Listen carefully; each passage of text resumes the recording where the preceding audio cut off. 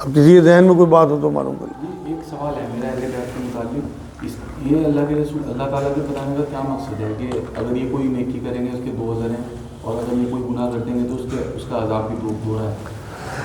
ان کا سوال بہت اچھا ہے، معلوم کر رہے ہیں کہ اہل بیت جو ہیں ان لوگوں کو اجر بھی دگنا ملتا ہے اور عذاب بھی دگنا ملتا ہے۔ اس کا کیا مطلب ہوا؟ بھائی اس کا صرف ایک چھوٹا سا جملہ ہے، جس کا جیسا رتبہ اس کی ویسی پکڑ۔ اللہ نے اگر رتبت دیا ہے نا، تو اسی لیے تو میں کل یا پرسوں آپ کو کہہ رہا تھا کہ رمضان میں گناہ کرتے ہوئے ڈرا کرو، کیونکہ اس میں اللہ رب العزت نے اجر بہت زیادہ رکھے، تو اس میں پکڑ بھی بہت زبردست ہوگی اگر ہم گناہ کرتے ہیں۔ تو اس لیے اس کا صرف ایک معاملہ ہے کہ اللہ رب العزت نے جب انہیں رتبہ دیا ہے تو ان کی پکڑ بھی اسی حساب سے ہے، غلطی ہو۔ کیا رمضان میں مرنے والے جنتی ہیں؟ ان کا سوال یہ ہے کہ رمضان میں مرنے والے جنتی ہیں؟ نہیں بھائی، ایسی کوئی بات نہیں ہے۔ اگر کوئی شرابی جواری اور اللہ کا باغی رمضان میں مرتا ہے، ایسا تھوڑی ہے کہ وہ جنت میں جائے گا، بلکہ یہ تو معاملہ ایک حدیث تو یہ ملتی ہے کہ جو ہے اسے شہادت کا مرتبہ ملتا ہے، اور ہمیں اچھا گمان رکھنا چاہیے کہ شہید لوگوں کا جو معاملہ ہے اللہ ان کے گناہ معاف کر دیتا ہے۔ نبی کی حدیث بھی ہے کہ شہید کے تمام گناہ اللہ معاف کر دیتا ہے سوائے قرض کے، شاید سنی ہو آپ نے حدیث یہ۔ تو ہمیں اچھا گمان رکھنا چاہیے کہ اللہ کرے اسے شہادت کا مرتبہ ملے جو ڈیتھ رمضان میں جس کی ہوئی، لیکن ایسا نہیں ہے کہ اس کا حساب ہی نہیں ہوگا اور وہ بنا حساب کتاب کے جنت میں جائے گا۔ حساب تو ہر حال میں ہونا ہے۔ ہمارے جو روزے ہاں، یہ میرے یاد آ رہی بات کہ عذاب قبر نہیں ہوتا اسے، جو رمضان میں مرتا ہے، ایک حدیث یہ ملتی ہے کہ اسے عذاب قبر نہیں ہوتا۔ ہمارے جو روزے قدرتی چھوٹتے ہیں ان کا کیا فدیہ دیں؟ اچھا، کسی بہن کا سوال ہے شاید یہ کہ جو روزے قدرتی چھوٹتے ہیں ان کا کیا فدیہ دیں۔ ان کا فدیہ دیا میری بیٹی، میری بہن، بلکہ ان کے بدلے میں آپ کو روزے رکھنے ہیں۔ قرآن میں اللہ نے یہی بات کہی ہے کہ اگر بیماری یا سفر کی وجہ سے، کمزوری کی وجہ سے یا حیض کی وجہ سے آپ کے روزے چھوٹتے ہیں تو وہ آپ کو بعد میں گنتی پوری کرنی ہے۔ اس میں آپ کو ایسا نہیں ہے کہ آپ پیسے دے کے چھوٹ جاؤ گی یا فدیہ دے کے چھوٹ جاؤ گی۔ اگر آپ کی حالت بہت زیادہ خراب ہے، خدا نخواستہ، اور بالکل ہی لاغر ہو گئی، روزے رکھنے کو ڈاکٹر نے منع کر دیا، اور ایسی شوگر ہے کہ ڈیتھ ہو جائے گی روزہ رکھنے سے، ان لوگوں کے لیے چھوٹ ہے فدیہ دینے کی، آپ لوگوں کے لیے نہیں ہے۔ آپ کو تو گنتی پوری کرنی چاہیے۔ جو ہمارے بزرگان دین کہتے ہیں نا شوال کے 6 روزے فوراً رکھ لیا کرو، اس کی وجہ بھی یہی ہے کہ آپ کے جو 6-7 روزے چھوٹتے ہیں ایام کے، وہ آپ اگر شوال میں شروع میں ہی رکھ لیں گی، کیونکہ پریکٹس ہوئی بھی ہوتی ہے رمضان کی، تو آپ انشاءاللہ تعالیٰ فارغ ہو جائیں گی اس معاملے سے۔ اور رکھنے ضروری ہیں، فرض روزے ہیں، یہ میں بتا دوں کہ بہت زبردست حساب ہونا ہے فرضوں کا، حساب ہی فرض ہونا ہے، نوافل کا کوئی حساب نہیں ہونا، تو اس لیے ضرور رکھا کریں، اور اللہ کا حق ہے اس حق کو پورا کریں۔ سوال یہ، میرے ماموں کی بیٹی کی شادی عیسائی سے ہوئی ہے اور وہ عیسائی ہو گئی، گھر والے اس سے ملتے ہیں، کیا ہم بھی مل سکتے ہیں؟ ان کا سوال یہ ہے کہ ان کے ماموں کی بیٹی نے عیسائی سے شادی کر لی، وہ عیسائی ہو گئی، مرتد ہو گئی، تو گھر والے اس کے ملتے ہیں، اس سے کیا ہم بھی مل سکتے ہیں؟ بھائی قرآن تو یہ کہتا ہے کہ ایک بار ایمان میں آنے کے بعد تم نے اپنے ان بے ایمان رشتہ داروں سے ملنا نہیں ہے، تو آپ اگر ایمان والے ہیں تو بالکل آپ کو نہیں ملنا، اس کے گھر والے ہی پھنسیں گے۔ دین کو اتنا آسان نہیں ہے جتنا حلوے کی طرح لوگ سمجھتے ہیں۔ ایک بار اگر آپ نے کلمہ پڑھ لیا تو آپ کو اس کے تقاضے پورے کرنے ہیں۔ اگر وہ مرتد ہو گئی تو قتل کرنے لائق ہے اگر وہ اسلامی مملکت ہو، اور اس کے گھر والے اس سے مل لیں، بلکہ ایسے لوگوں تو باقاعدہ بائیکاٹ ہونا چاہیے، جس سے کہ اور بچوں کو ترغیب ملے کہ اگر ہم نے یہ حرکت کی تو ہمارے ماں باپ چھٹ جائیں گے، ہمارے رشتہ دار چھٹ جائیں گے۔ بالکل نہ ملنا بھائی، ملنا اللہ سے بھی ہے، ہمیں وہاں کھڑے ہونا ہے، وہاں حساب دینا ہے، اس لیے بہت محتاط رہو اس معاملوں میں۔ دین کو اول ترجیح پہ رکھو۔ قرآن میں اللہ نے کہا میں یہی دیکھوں گا تم نے کیا آگے رکھا اور کیا پیچھے چھوڑا۔ آپ نے اگر اپنے رشتہ داروں کے چکر میں اس سے ملنا شروع کر دیا، آپ بھی اسی میں گنے جاؤ گے، گارنٹی ہے اس بات کی، بتا دی میں نے۔ قرآن کی آیتیں ایویں نہیں اتاری اللہ نے کھیل کود کے طور پہ، قرآن میں خود کہی انہوں نے بات کہ میں نے بہت سنجیدگی کے ساتھ اور یہ آیتیں اتاری، ایسے کھیل کود کے طور پہ نہیں اتاری کہ تم سنو اور کان دھرو نہ اس پر نکل لو، ایسے ہی۔ اچھا، اگر کوئی سنی لڑکی شیعوں میں چلی جائے تو اس پہ کیا حکم لگے گا؟ اور ایسے ہی اگر شیعہ لڑکی کو کوئی سنی اپنے نکاح میں لے، اس پہ کیا حکم؟ ان کا سوال یہ ہے سنی شیعہ سے نکاح کرے یا وہ شیعہ سنی سے نکاح کرے تو ان پہ کیا حکم ہے؟ بالکل مسلمان ہے بھائی، کلمہ گو ہیں، ان کے یہاں بالکل جائز ہے، جانا آنا بھی، کھانا پینا بھی۔ کچھ علمی اختلافات ہیں وہ بزرگوں سے چلے آ رہے ہیں، جیسے ان کے بزرگوں نے کتابیں لکھ ماری، انہوں نے یقین کر لیا، جیسے سنیوں کے بزرگوں نے لکھ ماری، انہوں نے یقین کر لیا، اسی لیے نفرتیں بڑھ رہی. یہ تو اور اچھا ہے اگر بچیوں کا لین دین ہو یا لڑکوں کا لین دین ہو ایک دوسرے میں، تو یہ نفرت تو کم سے کم ختم ہو.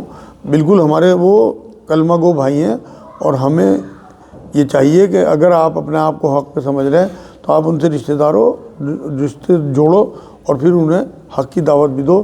جو ان میں بدعت یا کمی ہے یا شرک کا کوئی معاملہ آپ کو نظر آتا ہے تو اسے دور کرنے کی کوشش کریں. شادی شدہ بیٹا جو الگ رہ رہا ہے اسے زکوٰۃ دے سکتے ہیں؟ ان کا سوال یہ ہے کہ شادی شدہ بیٹا جو الگ رہ رہا ہے، مطلب الگ ہو گیا باپ سے، تو کیا باپ اسے زکوٰۃ دیتے؟ بالکل نہیں دے سکتا بھائی. عصب اور نسب کو زکوٰۃ نہیں لگتی. میں نے پہلے بھی شاید بتایا، باپ اپنے بیٹوں کو زکوٰۃ نہیں دے سکتا، نہ بیٹا باپ کو زکوٰۃ دے سکتا ہے. اسی سے ملتا سوال ہے، کیا بھائی بھائی کو اپنے حصے کا زکوٰۃ دے سکتا ہے؟ اس کے اندر ایک جواب سوال یہ ہے کہ اس کی بیوی کو دے سکتا ہے نا. سوال کیا کرا انہوں نے؟ نہیں مطلب اس کی بیوی آگے کیا سوال ہے؟ کیا بھائی بھائی کو اپنے حصے سے زکوٰۃ دے سکتا ہے؟ بھائی اپنے بھائی کو زکوٰۃ دے سکتا ہے اگر بھائی اس باپ کے کاروبار میں بیٹھا تو وہ کاروبار باپ کا ہے، پھر تو وہ دے نہیں سکتا. لیکن بھائی اگر وہ بھی بھائی الگ ہو گیا، باپ نے جیسے پہلے کو الگ کرا دوسرے کو بھی الگ کر دیا، یہ اپنا اس کا مال ہے تو یہ دے سکتا ہے. اور یہ بات جو سراج بھائی کی ہے کہ وہ اپنی بہو کو زکوٰۃ دے سکتا ہے، سسر، یہ بات ان کی ٹھیک ہے. اور اگر وہ اسی اپنے شوہر کے بچوں کے اوپر اخراجات کو پورے کریں؟ ہاں کوئی حرج نہیں ہے بالکل. دیکھو نبی اکرم صلی اللہ علیہ وسلم ایک بار گھر میں گھسے تو اس سے پوچھا اپنی باندی سے کہ کچھ ہے گھر میں کھانے کو؟ تو اس نے کہا ہاں حضور تھوڑا سا گوشت ہے مگر وہ صدقے کا ہے. تو نبی نے کہا تو بنا، تیرے لیے صدقہ ہے میرے لیے صدقہ نہیں ہے. ایک حدیث آپ نے سنی. تو وہ بہو کو انہوں نے اپنے وہ دے دیے زکوٰۃ، تو وہ اپنے شوہر پہ اپنے بچوں پہ خرچ کرے، کوئی دقت نہیں. اول تو ایسے باپ پہ یار کیا، میں تو ایسے باپ پہ لعنت بھیجوں جو اپنے بچوں کو زکوٰۃ دینے کی بات کر رہا. ابھی تیرے پاس ہے کیا؟ قبر میں تیری ٹانگیں لٹک رہی ہیں، آخری تیری عمر، اور تو زکوٰۃ کی پوچھ رہا ہے. یار مجھے تو سن کے بھی افسوس ہو رہا ہے اس سوال کو. ابھی تیرا مال ہے کس کے لیے اگر تیرا بچہ پریشان ہے؟ ہاں اگر وہ حرام کاموں میں ملوث ہے پھر تو اپنی بہو کو زکوٰۃ دے جس سے کہ اس کے گھر میں فاقے نہ ہو. اور اگر وہ شریف آدمی ہے اور اسے نقصان ہو گیا کاروبار میں اور وہ غریب ہو گیا، پریشان حال ہے، ارے اپنا سب کچھ لوٹا دے اپنی اولاد پہ. تو آدمی اولاد ہی کے لیے تو آدمی کرتا ہے، اور کیا ہے اس میں زکوٰۃ کیا دیکھنی؟ اصل مال دے اسے، زکوٰۃ غریبوں کو دے. نیل پالش اترنے کے بعد بھی کچھ رہ جائے تو کیا وضو ہو جائے گی؟ ان کا سوال یہ ہے نیل پالش اتاری، اگر کوئی ہلکی پھلکی لگی رہ گئی تو کیا وضو ہو جائے گی؟ اگر آپ نے احتیاط سے اتاری اور ہلکی پھلکی لگی رہ جاتی ہے اندر جو چٹیں ہوتی ہیں ان میں، تو کوئی حرج نہیں ہے، اس سے کوئی فرق نہیں پڑتا. لیکن اگر آپ نے بے احتیاطی کی اور ایویں ہی اپنا ڈرامے بازی کو اتار دیا، کہیں لگ رہی ہے کہیں نہیں لگ رہی، پھر نہیں وضو ہوتا بھائی. غسل جنابت میں جان کر دیر کرنے سے نماز قضا ہو جائے تو کیا کریں؟ ان کا سوال یہ ہے غسل جنابت میں جان کے دیر کری اور نماز قضا ہو گئی تو اس کا کیا حکم ہے؟ یہ گناہ کبیرہ ہے بھائی، بڑا گناہ نماز قضا کرنا. اس وجہ سے اس لیے توبہ کرے اور آگے کے لیے بالکل سچی پکی توبہ کر کے اور آگے ٹائم سے غسل کر کے نماز پڑھے. بیوی کا شوہر سے چھپ کر دین کا کام کرنا ٹھیک ہے، جبکہ بیوی کو پتہ ہے اجازت دی تو منع کریں گے؟ اچھا ان کا سوال یہ ہے کہ اگر بیوی تبلیغ کا کام کرے شوہر سے چھپ کے تو کیا ٹھیک ہے؟ کیونکہ اسے اندازہ ہے کہ اگر میں نے اپنے شوہر سے پوچھا تو منع کرتے ہیں. بالکل بھی ٹھیک نہیں ہے. شوہر کو اللہ نے قوام کہا، شادی کے بعد عورت کے لیے اللہ اس کے رسول سب کے بعد سب کچھ اس کا شوہر ہے. تو اس لیے کسی بھی قیمت پہ اس کے حکم کے بنا یا اس کی اجازت کے بنا کوئی نفلی کام نہ کرے. دین کی تبلیغ نفلی کام ہے، مستحب ہے. اس لیے اگر وہ نماز کو منع کرے، فرض نمازوں کو بھی، تو بالکل نہ مانے اس کی، کیونکہ حدیث بھی ہے اور قرآن میں بھی اللہ نے کہا کہ جہاں میرے احکام ہوں وہاں تم نے کسی کی نہیں سننی. اور حدیث بھی ہے کہ جہاں خالق کا حکم آتا ہو سامنے تو مخلوق کوئی بھی حکم دے نہیں ماننا. لیکن نفل نماز کو منع کرے، نفل روزے کو منع کرے، تبلیغ کو منع کرے تو بالکل حکم ماننا ہے. دیکھو اللہ کے رسول صلی اللہ علیہ وسلم نے کیا کہا، ایک بار یہ فرمایا کہ مخلوق کو اگر میں اجازت دیتا مخلوق کو سجدہ کرے تو میں بیوی کو اجازت دیتا کہ اپنی مرد کو سجدہ کرے. ایک بار جب پوچھا کسی عورت نے کہ حضور ایک عورت پہ مرد کا کیا حق ہے، تو نبی نے فرمایا کہ مرد کا جسم اگر خون اور پیپ سے بھرا ہو، عورت اسے زبان سے چاٹ کر کے صاف کرے تب بھی اس کا حق ادا نہیں ہوتا. اتنا مطلب عورت کے اوپر حق ہے مرد کا. تو اس لیے بہت محتاط رہنا چاہیے. اب آپ کے شوہر کو اگر دقت ہے, آپ باہر جا رہی تبلیغ کرنے یا لوگوں کو قرآن سکھانے یا قرآن سمجھانے, آپ یقین کریں اگر آپ کا شوہر آپ سے راضی نہیں ہے تو اللہ بھی آپ سے راضی نہیں ہے. ہاں اگر آپ کا شوہر اجازت دے, آپ گھر میں تبلیغ کریں, کوئی ٹائم ایسا سیٹ کر لیں کہ آپ کے بچے متاثر نہ ہوں, ان کی تربیت, آپ کے شوہر کی طبیعت چاہ رہی ہے آپ کے پاس بیٹھ کے باتیں کرنی اور آپ قرآن پڑھانے لوگوں کو, کسی بھی قیمت پہ اللہ کے یہاں منظور نہیں ہوگی تبلیغ آپ کی. کیا ظالم شرابی شوہر کی بھی عورت عدت کرے؟ ان کا سوال یہ کہ ظالم شرابی شوہر کی بھی عورت عدت کرے. بالکل عدت تو کرنی ہے بھائی. شوہر اپنے کارناموں کا الگ بھگتے گا اللہ کے یہاں جا کے. یہ تو ایک بہت قیمتی چیز ہے. میں نے یہی تو بتایا کہ قوام کہا, حاکم. اب اس نے جو حرام کام کیے, اس نے جو آپ کا حق مارا, آپ پہ ظلم کیا, وہ اللہ کے ہاں اپنے آپ بھگتے گا. لیکن آپ کو جو عدت کا حکم اللہ نے قرآن میں دے دیا, یہ تو آپ دیکھو نا کہ کیسی کیسی عورتیں اللہ نے کیسے کیسے ظالموں کے گھر میں دی. آپ آسیہ علیہ السلام کا دیکھو, کوئی بھی کتنا ہی بڑا ظالم اور کتنا ہی بڑا شرابی ہو, فرعون تھوڑی ہو جائے گا. اور فرعون کو نبھایا انہوں نے. تو اگر انہوں نے نبھا دیا اس کو اور اس کی ڈیتھ ہو گئی, انہوں نے 4 مہینے 10 دن اللہ کا حکم بھی مان لیا, شوق بھی کر لیا, اس کا عدت بھی کر لی, تو انشاءاللہ تعالیٰ یہ جنتی ہیں. وہ اپنا آپ بھگتے گا جو اس نے کیا. جی ایک سوال ہے میرا. مفتی طارق مسعود صاحب یہ کہتے ہیں کہ اللہ کے رسول کی حدیث ہے زکوٰۃ کے بارے میں کہ تمہارے جو مستحق ہیں ان سے لی جائے گی اور جو تمہارے ضرورت مند ہیں غریب ہیں ان کو دی جائے گی. تو قرآن میں جتنی بھی مدیں ہیں جہاں کہیں بھی زکوٰۃ دینے کا حکم ہے, اس حدیث کے مطابق اس چیز کو تولا جائے گا. کیا ایسا ہو سکتا ہے کہ کسی حدیث کے اوپر مقدم آ جائے کوئی قرآن کیا حدیث؟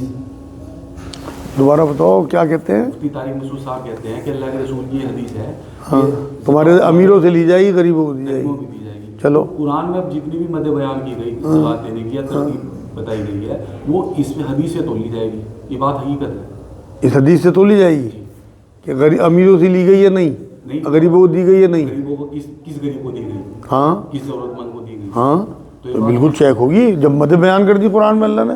لیکن وہ بہت وسیع آیت ہے.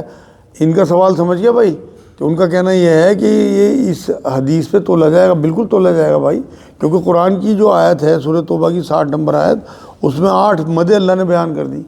تو ان مدوں کو دیکھیے گا اللہ پاک کہ ان مدوں میں یہ لوگ آتے ہیں نہیں آتے, یا انہوں نے اپنی مرضی سے جو ہے زکوٰۃ تو نہیں کر دی. قرآن کی اوپر کوئی جو حدیث ہے وہ مقدم نہیں ہو سکتی کسی بھی قیمت پہ. 100 لاکھ حدیثیں بھی نہیں ہو سکتی ہیں قرآن کی آیت پہ مقدم. وہ اللہ کا کلام ہے اور رسول اللہ کا کلام ہے, بہت بڑا فرق ہے. وہ خالی کر یہ مخلوق. تو یہ لگتا ہے ہمیں کہ حدیث جو ہے بھاری لگ رہی ہے, ہمیں بھاری نہیں ہوتی.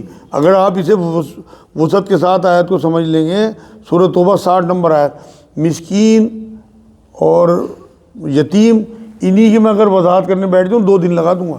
دونوں صرف 2 لفظوں کی اتنی وسعت ہے ان 2 لفظوں میں ہی, اور اس میں پوری دنیا کے لوگ غریب آ جائیں گے ان میں. تو اس لیے کوئی جو ہے حدیث کبھی کسی آیت پہ مقدم نہیں ہو سکتی. جن اداروں کو بھی دی جاتی ہے زکوٰۃ, اس میں غریب یتیم بھی پڑھتے ہیں, تو ظاہری طور پہ تو اس حدیث کی کیٹیگری میں آتے نہیں وہ لوگ.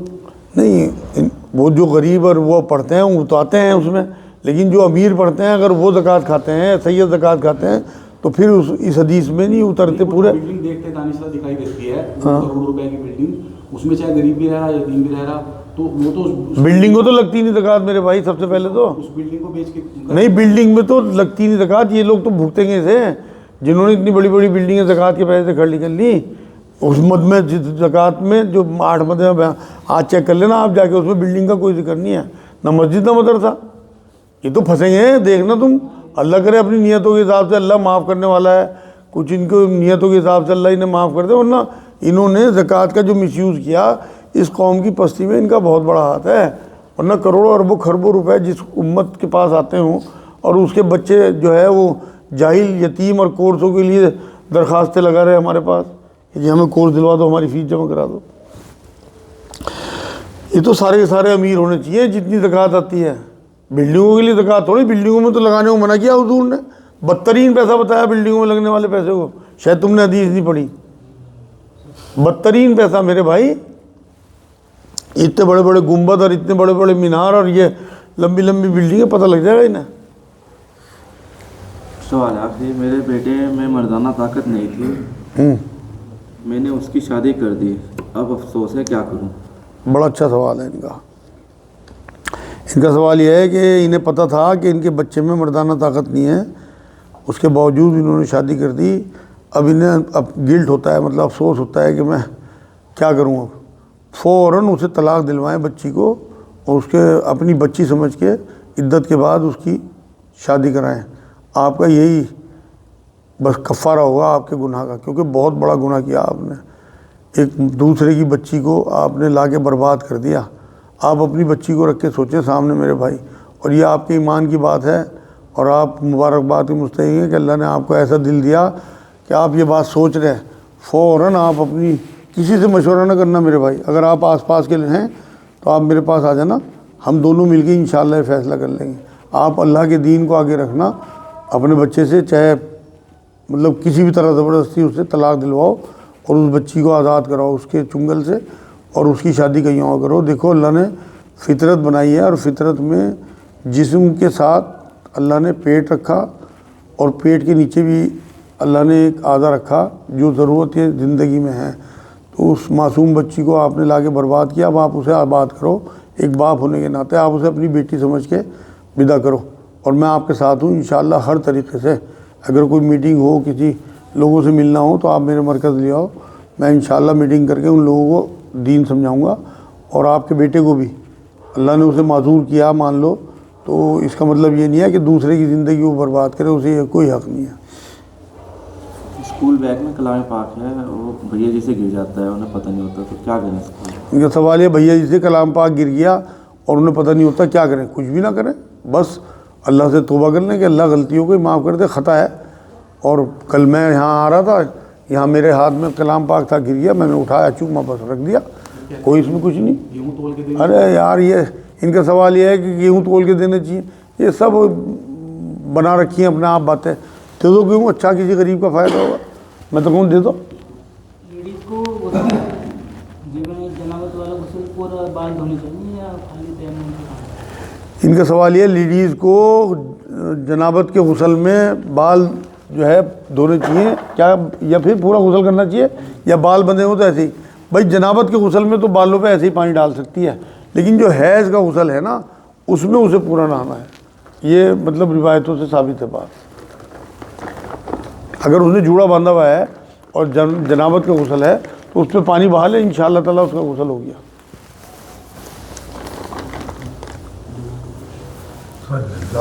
اللہم صلی اللہ سیدنا محمد وعلی آل سیدنا محمد بارک وسلم۔